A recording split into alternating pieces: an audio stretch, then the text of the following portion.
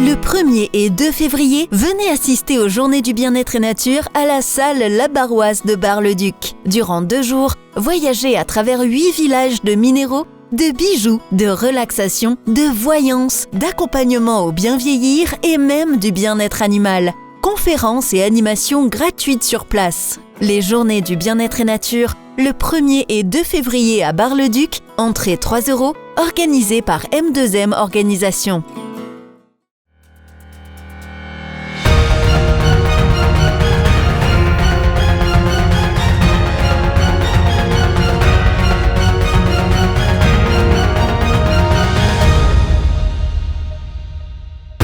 Bonsoir à tous, mercredi 29 janvier 2020, bienvenue dans le journal de Puissance Télévision et à la une ce soir, plus qu'une semaine pour vous inscrire sur les listes électorales, quelques explications dans ce journal.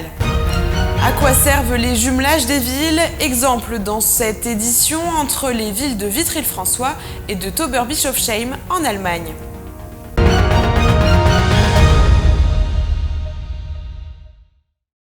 Mais avant de développer ces titres, place à l'actualité. Aujourd'hui, les Bragards ont assisté à un impressionnant spectacle, la destruction du marché couvert. Un lieu emblématique et chargé de souvenirs pour tous ceux qui ont habité Saint-Dizier, lieu de vie et de rencontres, mais aussi au lieu du sport. Alors on écoute la réaction de quelques habitants au micro de Julien Carré. Un trou supplémentaire dans le tissu urbain. On aurait peut-être pu le réhabiliter. Mais plutôt, il y a trop longtemps que rien n'a été fait. C'est dommage. Sur plan, le prochain semble, assez remarquable dans sa structure. Ce que ça donnera dans l'environnement, je ne sais pas. Une page de Saint-Dizier qui s'en va. Voilà. Le marché couvert, je l'ai toujours connu. On allait jouer, quelquefois même on descendait. Quand on était gamin dans les caves, on allait voir Roussy, voilà, c'est une page de Saint-Dizier qui se tourne. Voilà, donc ça a un petit peu de nostalgie que je suis venu voir. Il faut que Saint-Dizier évolue. Voilà, malheureusement, on doit démonter, on doit démolir pour que ces projets se réalisent. J'ai toujours connu ici, j'ai même fait de la boxe. À l'époque, j'avais 20 ans, j'en ai 84 maintenant, vous avez qu'à voir. Hein. Bon, moi, c'est toujours un événement, quoi. Hein. C'est assez émouvant, mais je crois quand même qu'il fallait y passer quelque part. Parce que c'était vraiment vétus. Hein. Hein. Bon, il y a les pour, les contre. Mais bon, ça on n'y peut rien, quoi. Puis c'est le progrès, infiniment. Il était un fervent défenseur du marché couvert et prônait sa réhabilitation. Jean-Luc Bouzon a présenté hier à la presse les premiers résultats de sa grande campagne de porte-à-porte. Dans le cadre de sa candidature aux élections municipales avec sa liste La Gauche Citoyenne, il a recueilli les avis et les doléances de près de 1000 habitants à raison de 2 soirs par semaine.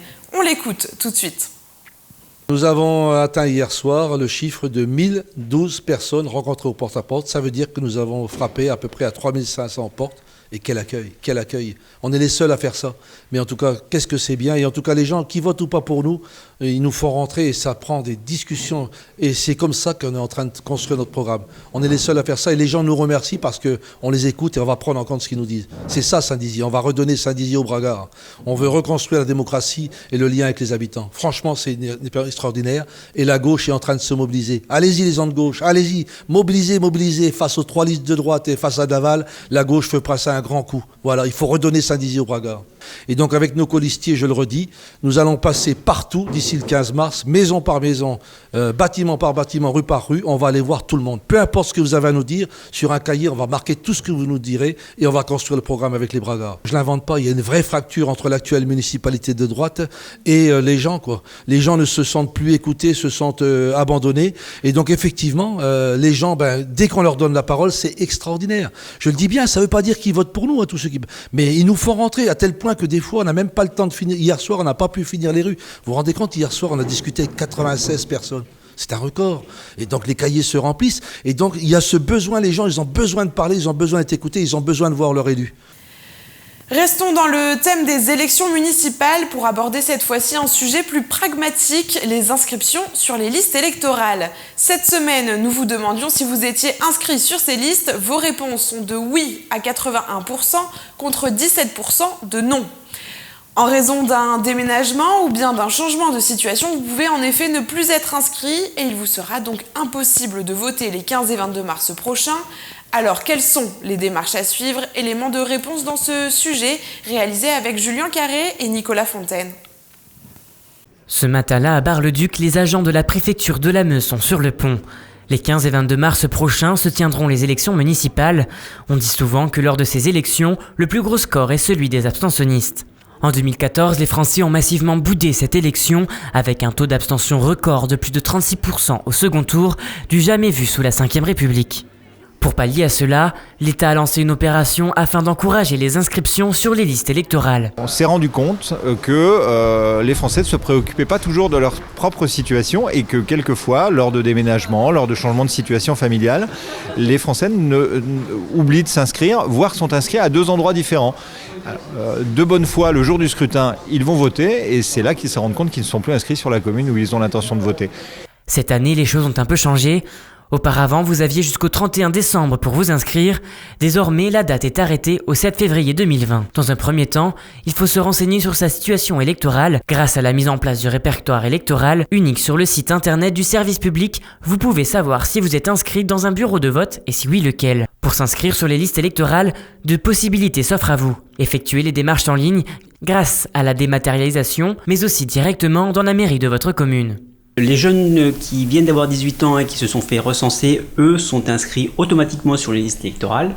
Sinon, les administrés peuvent venir en mairie avec l'ensemble des pièces justificatives, c'est-à-dire une preuve du rattachement à la commune, c'est-à-dire un justificatif de domicile, une quittance de loyer par exemple, de moins de 3 mois, ou un titre d'imposition prouvant qu'ils sont contribuables locaux, ou éventuellement les statuts d'une société s'ils sont artisans ou commerçants. Pour ceux qui seraient absents au moment du scrutin, il est toujours possible de donner procuration à une personne de confiance. Le mandataire doit être électeur dans le même bureau de vote justement que la personne qui donne le mandat et le mandataire ne doit pas détenir plus de 2 procurations.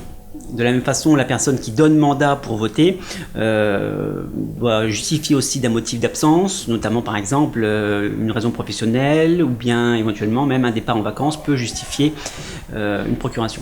Une fois le formulaire récupéré en mairie ou en ligne, il suffit de le remplir et de le déposer à la gendarmerie, au commissariat de police ou encore au tribunal dont dépend votre domicile ou votre lieu de travail. À noter que l'électeur doit s'y présenter en personne. Vous connaissez sans doute le jumelage entre les villes et les villages. Le plus insolite d'entre eux est sans doute le jumelage entre la commune de Poissons en Haute-Marne et celle d'Avril en Meurthe-et-Moselle. Outre le clin d'œil, il existe bel et bien des liens forts entre 2 communes jumelées. Exemple ici entre la ville de Vitry-le-François et Tauberbischofsheim en Allemagne. Un reportage signé Julien Carré. Vous avez déjà certainement aperçu ces panneaux d'entrée d'agglomération indiquant un jumelage avec une autre ville. En France, plus de 7000 conventions sont signées entre l'Hexagone et l'étranger. Cette alliance représente un accord de coopération entre 2 communes qui vise 3 objectifs: la coopération dans le domaine de l'éducation, la coopération culturelle et l'accord de développement. Ici, à Vitry-le-François, la ville est jumelée avec celle de Tauberbischofsheim, située en Allemagne. Cela fait maintenant 54 ans que les 2 communes coopèrent ensemble au travers de différentes actions proposées par le comité de jumelage.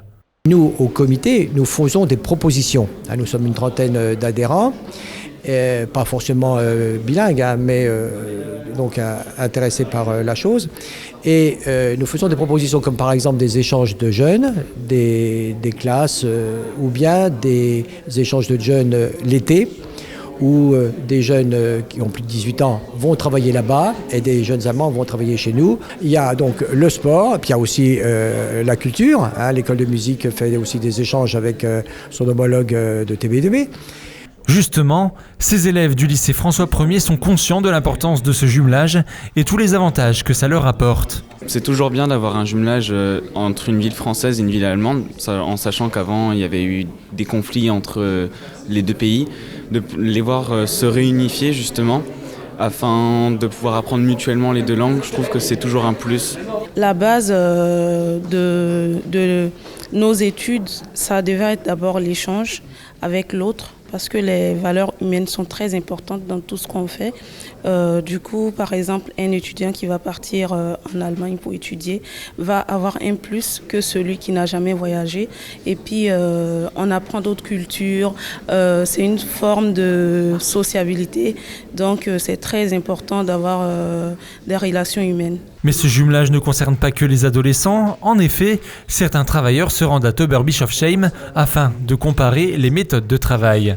Par exemple, ici, nous avons ici M. Patrick Denis, là, qui est directeur des services, qui favorise aussi des échanges de fonctionnaires territoriaux là-bas, pour voir comment est la méthode de travail qui est différente.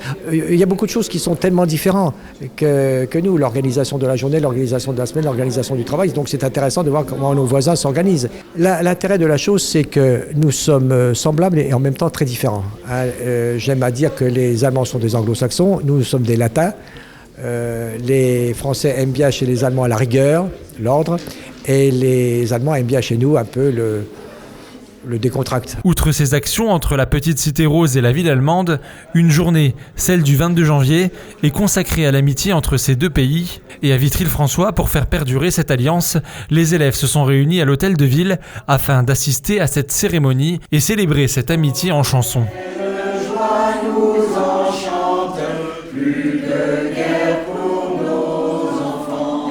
Cette journée de l'amitié, c'est pour célébrer l'amitié entre l'Allemagne et la France.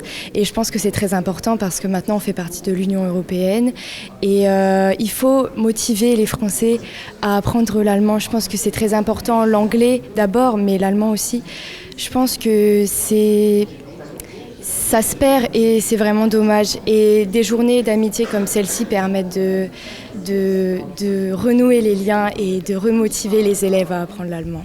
Si Vitry-le-François est jumelé avec Oberbischoffsheim, l'alliance entre deux villes n'est que facultative et les villes peuvent être jumelées avec autant de collectivités qu'elles le souhaitent. C'est la fin de cette édition. Merci à tous pour votre fidélité. Je vous laisse avec les prévisions météo de demain qui s'annoncent très pluvieuses. Toute l'actualité qui vous concerne, à voir ou à revoir, dès maintenant sur puissancetélévision.fr et sur notre application mobile.